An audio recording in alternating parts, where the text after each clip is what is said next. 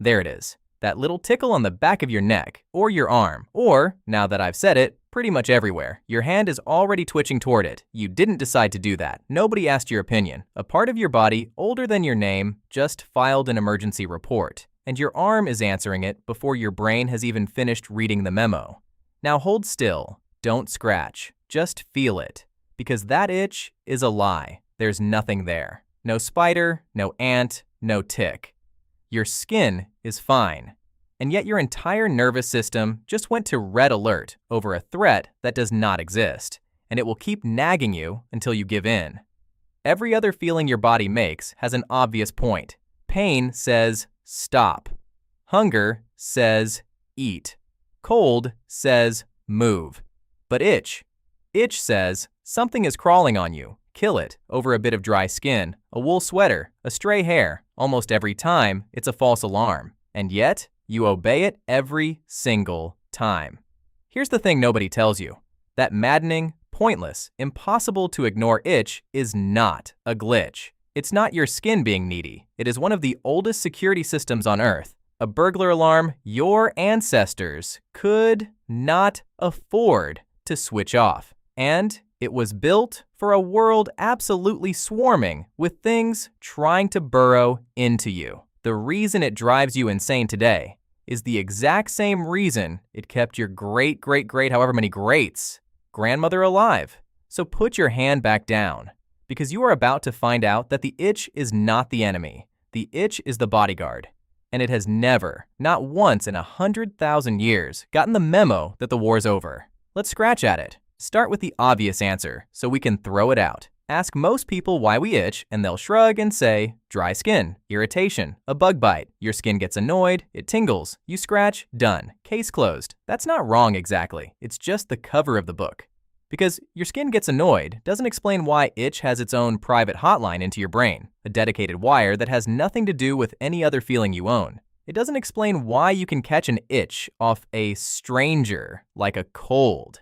And it very much does not explain why scratching, the one thing your body screams at you to do, is a trap that makes the whole thing worse. To understand the itch, you have to stop thinking of it as a feeling. Start thinking of it as an alarm, a system with sensors, and a trigger, and a target. And to see why it's built the way it's built, you have to go back to the ancient body it was defending and meet the things it was defending against.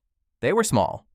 There were a lot of them, and they wanted in. Let's start with the wiring, because this is the part that surprised even the scientists. For a long time, everyone assumed itch was just pain's annoying little brother. A weak pain, same nerves, turned down low, a whisper where pain is a shout. Made sense. Scratch too hard, and the itch becomes pain, so surely they run on the same line. They don't. In 2013, a team led by Liang Han in the lab of Xinjiang Dong at Johns Hopkins published a study in Nature Neuroscience that found itch has its own dedicated nerve cells. Its own wiring, a specific population of neurons, tagged with a name only a scientist could love, Mr. GPRA3 eyes that snake up into the outermost layer of the skin and are wired, above all, for one job. Flip these particular neurons on, and the animal doesn't flinch, doesn't recoil, doesn't cry out. It scratches. Every time. You've found the itch line, and here's how they proved it, and it's beautifully mad. In mice, they switched those specific neurons off, silenced them, deleted the itch line entirely, and the mice basically stopped scratching. You could hit them with the itchiest stuff in the lab, and they'd sit there, unbothered, like a bouncer who's decided he's not getting up. But pain? Pain worked perfectly. Poke them, and they felt it fine. They'd pulled out the itch wire and left everything else humming. So itch isn't a dimmer switch on pain. It's a separate cable running its own signal straight to headquarters. Somebody, a very long time ago, decided this particular sensation was worth its own private phone line, and you don't build a dedicated alarm line for something that doesn't matter. You build it for a threat that keeps coming back. Quick, honest footnote. Because I promised you honesty, that's mouse work. Human itch almost certainly runs on the same kind of dedicated system, but the clean on-off experiment is the one you can only do in a mouse. Hold it a little loosely. It still points the same way, so the alarm has its own wiring, What sets it off? Meet the smoke detector. It's called a mast cell, and you are packed with them. Millions, salted through your skin like poppy seeds, sitting right at the border where you end and the world begins. A mast cell is a tiny bag of chemical grenades, and the nastiest one it's loaded with has a name you already know from the medicine aisle. Histamine. Antihistamine. That's the entire product. A whole shelf of pills that exist for no reason other than to shut this one molecule up. Here's the sequence. Something bites you. A mosquito slips its needle in. The mast cell nearest the wound feels the intrusion and detonates. Dumps its histamine into the surrounding tissue. The histamine screams down that dedicated itch wire we just met, and up in your brain, the alarm goes off. Something breached the perimeter. Right there, go. And your hand, loyal, obedient, thoughtless, is already on its way to swat. Now sit with where these smoke detectors are placed. Skin, airways, gut. The 3 doors into your body.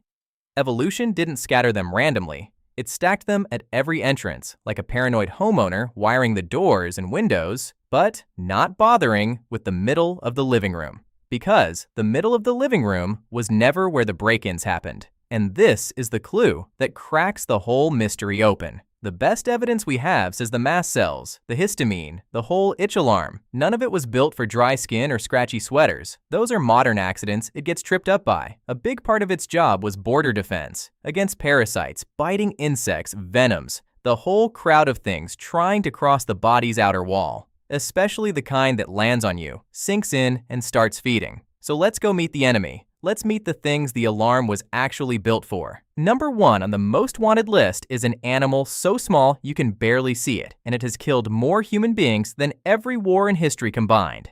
The mosquito. Say what you like about lions and sharks and bears, cinematic, yes, but amateurs, body count-wise. The deadliest animal on Earth, measured in human lives, is a bug the weight of an eyelash. Mosquito-borne diseases are tied to hundreds of thousands of human deaths a year. Malaria alone, a parasite the mosquito injects when it drinks from you, killed an estimated 610,000 people in 2024. And in Africa, roughly 3/4 of the dead were children under 5. A creature you can crush with a lazy slap has spent our entire existence as a species picking us off, one bite at a time, mostly babies. Now, imagine you're an ancient human, asleep on the ground, no net, no screen, no spray, in a warm, wet valley humming with them in the dark. That faint whine near your ear isn't annoying. It's incoming fire, and the itch that flares the instant one lands. That little electric jolt that yanks your hand up before you're even awake. That is your body's air defense system locking on. Swat it before it finishes drinking, and maybe you don't get the parasite. The ancestors who felt that itch sharpest and answered it fastest are the ones who lived long enough to become somebody's ancestor. The heavy sleepers who didn't twitch got a blood meal drawn out of them, and sometimes a death sentence injected back in. The itch, in other words, isn't the mosquito's cruelty. The itch is your grandmother's grandmother's grandmother, 10,000 times over, screaming at you through your own skin. Get it off! And the mosquito gets the last laugh even now. One of the great old drugs we invented to kill the malaria parasite, chloroquine, has a famous side effect in many people. It makes them itch. Ferociously. All over, for no visible reason. So badly that some would rather risk the malaria than take the pill.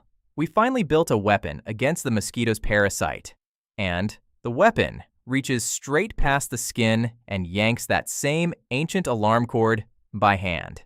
The scientists who traced why, as Yin Zhongdong's group at Johns Hopkins, found chloroquine latches straight onto those very itch receptors, which is part of how the itch machinery got pinned down in the first place. The parasite's oldest defense system, triggered by the cure. Nobody wrote this. It's just funny. But mosquitoes at least have the decency to leave. Some of the alarm's targets moved in. Now meet the mite that turned the whole system against you. The little monster behind an itch so violent it has its own name in every ancient language. Scabies, sarcops, scabiei. The itch mite. Less than 0.5 millimeter across, invisible, 8-legged, and its life plan is genuinely upsetting. A fertilized female lands on your skin, picks a soft spot between the fingers, the wrist, and starts to dig. She tunnels down into the dead outer layer of you and keeps going, carving a burrow through your skin like a mole through a lawn, laying 2 or 3 eggs a day, every day, for 2 solid months. You are not her host. You are her real estate. And here's the twist that proves our whole point. The unbearable itch of scabies, the up all night, claw your own skin off itch, is not the mite biting you. It's you. It's your immune system finally noticing the tenant, the eggs, the little trail of droppings she's left in the tunnel, and losing its entire mind. The alarm has spotted the intruder, and it will not stop ringing. The mite is tiny. The reaction is enormous. That's the alarm, working exactly as designed, maybe too well. And this thing is old. The misery it causes is written into medical texts going back thousands of years. And in 1687, two Italians, Giovanni Bonomo and Giacinto Cestoni, correctly tied the disease to the mite, one of the earliest times any human illness was pinned on a specific microscopic culprit. Our ancestors didn't know what it was. They just knew the invisible fire. And they scratched, and some part of them understood that scratching wasn't quite working. We'll get to why in a minute. It's worse than you think. Now, was any of this actually a big problem back then? Or am I selling you a haunted house version of the past for the views? Fair. So let's dig up the receipts. Literally, in 1991, two hikers in the Alps found a body melting out of a glacier. Everyone assumed it was some poor, lost climber. It was a man who died about 5,300 years ago. We call him Ötzi, and he is one of the best preserved ancient humans we've ever found, freeze-dried whole with his last meal still in his gut. And when scientists went through that gut, they found eggs, whipworm eggs. He was carrying parasitic worms in his intestines, one of the oldest direct finds of that particular freeloader in an individual human body. This wasn't some diseased outcast. This was a regular Copper Age guy, and he was infested. And it goes back so much further and so much wider than one frozen man. Comb through ancient graves, and you keep pulling out the same passengers. Lice and their eggs cemented onto ancient hair. Combs thousands of years old, still clogged with nits. Teeth packed tight to drag the bugs out. Because that's what the fine side of an ancient comb was for, not tangles. At the desert fortress of Masada, they dug body lice out of the actual cloth of the people who'd holed up there 2,000 years ago. So no, not a haunted house. This was normal. To be an ancient human was to be, quietly and constantly, a walking ecosystem. A warm mobile buffet for a whole guest list of things that bit and burrowed and laid eggs in your hair. Which means the itch wasn't some rare emergency alarm that went off once a year. It was going off all the time. It had to. In a world that crawling, a body that couldn't feel the crawling was a body that got eaten alive from the outside in. And if all of that hasn't fully sold you on how badly our ancestors needed this alarm, let me introduce you to the single worst house guest in the human medical record, the one that turned the itch into a horror story with a name. The guinea worm. Here's how it goes, and I'm sorry in advance. You drink some bad water with a nearly invisible speck in it, a tiny water flea, and riding inside it, the larva of the worm. It sets up shop inside you, quietly, for about a year. You feel nothing, you forget. You get on with your life, and then, roughly a year later, a fully grown female worm, up to a meter long, thin as a spaghetti noodle, decides it's time to leave, and she does not leave through any door you choose. She burrows down to your leg, or your foot, and starts pushing out through a blister in your skin, an inch at a time, over days, over weeks. The ancient world had a name for the sensation. They called it the fiery serpent, because that's what it feels like. A line of fire crawling out of your own leg. The itch and the burn were the whole event. And here is the detail that stops me every time. The ancient Egyptians wrote down the treatment on the Ebers Papyrus around 1550 BCE. Their fix: when the worm's head pokes out of the blister, you grab it, wrap it around a little stick, and turn the stick a tiny bit each day, winding the worm out of your body without snapping it. 3,500 years later, that is still today exactly how you get a guinea worm out. We have split the atom and landed robots on Mars, and the state-of-the-art treatment for this particular parasite is little stick. Wind slowly. Don't rush it. The alarm those people felt, we still respect. We just gave it better packaging. Okay, deep breath. Nothing is crawling on you. Probably. But watch this, because I want to show you just how ancient and jumpy this alarm really is. I'm going to try to set yours off right now, using nothing but words. Ready? Lice. Little legs, something moving through your hair, right at the back, near the roots. A tick, fat, and dug in behind your knee. Ants on your ankle. If you just felt a phantom crawl somewhere. If your hand twitched or your scalp went tight, congratulations, and I'm sorry, because you just proved the whole point. Nothing touched you. It was pure suggestion, and your alarm fired anyway. That's contagious itch, and it's real, and it's weird. In studies, people just watching someone else scratch, or watching insects crawl across skin, start feeling itchy themselves. No bug required. It spreads through a room like a yawn. And there's a hint in the research that it isn't the most empathetic people who catch it worst, but the more anxious, threat-tuned ones, which would fit the alarm story perfectly. A jumpy, worried brain keeps its parasite detector cranked to maximum sensitivity. If your tribe mate is suddenly clawing at their arm, the cheapest survival move is to assume whatever's on them might be on you too, and start checking. Better 1,000 false crawls than one tick you missed. Your itch, in other words, is so paranoid it will fire on a rumor. That's not a bug in the system. For most of human history, that was the system working. Which brings us finally to the cruelest joke in your entire body, the one you will be thinking about tonight in bed the next time you feel an itch and reach to scratch it. You'd think scratching solves the problem. It's what the alarm demands after all, and in the short term, it works. There's a real reason it feels so obscenely good. The mild pain of scratching slams a kind of gate shut in your spinal cord, using calming signals to physically drown out the itch. Scratch, and for a blissful second the itch can't get through. Relief. But your brain, watching you inflict all that scratching pain on yourself, does something to help.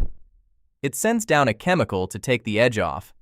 A soothing molecule called serotonin, the same one tangled up in your moods. It floods the area to dull the sting. And here's the trap. That very same serotonin, the stuff sent to comfort you, leaks across and jams the itch signal back on. Cranks it. And this is where we finally meet Zhou-Feng Chen, who runs an entire research center devoted to nothing but itch in St. Louis. A real place with a real budget, and I love that for them. His lab found that in mice, the very serotonin your body releases to soothe the scratch is the thing that pours fuel straight back onto the itch. Take that serotonin away, and the animals barely scratch at all. Read that back slowly. You itch, you scratch. Scratching hurts a little, so your body sends comfort. The comfort makes you itch more, so you scratch more, which sends more comfort, which makes you itch more. That's the itch-scratch cycle, and now you know it's not weakness or bad willpower. It's a loop wired into you, your own body selling you relief on credit and charging brutal interest, the debt compounding with every pass of your fingernails, until you've scratched a patch of yourself raw, chasing a feeling that runs one step ahead the whole way. Why on earth would evolution build something so obviously self-defeating? Best guess, because for the ancient body, it wasn't self-defeating at all. When the itch is a real tick, a real mite, a real thing with legs, you don't want a system that lets you get a bit of relief and stop. You want a system that will not let you rest until that spot has been scratched and clawed and dug at, and the intruder is physically gone. The cycle isn't a design flaw. It's the alarm refusing to be silenced until the threat is actually dealt with. It just can't tell the difference between a burrowing mite and a bit of wool, so it tortures you over both. So go back to that itch. The one from the very beginning that you're probably feeling again right now, somewhere, just from all this talk. Put your hand on it and understand what you're actually touching. That is not an itch. That is a sentry, standing a post that was assigned before your species had a name, guarding a border it was built to defend against mosquitoes carrying death, mites laying eggs in your wrist, worms winding out of your leg, lice colonizing your scalp. It cannot see any of them right now. There's nothing there. But it has never been allowed to assume that. Its whole job, for 1,000,000 years, was to treat every tickle as a tiny invasion and refuse to shut up until you dealt with it. And the ancestors whose centuries were lazy did not become ancestors. If you live in a screened, sprayed, laundered world, your body has no idea how recently that world arrived. And across much of the planet, it hasn't fully arrived at all. Malaria, scabies, lice. For millions of people, still not ancient history. But the sentry can't tell the difference. Nobody ever sent word to it that anything had changed, so it stands there in the dark, twitching at wool and dry air, and the memory of a bug, running the same ancient drill it ran when the drill was the only thing keeping you alive. So the next time an itch flares up out of nowhere and drags your hand across the room against your will, before you curse it. Maybe just nod at it. It doesn't know the war is over. It's still watching your back. It always has been.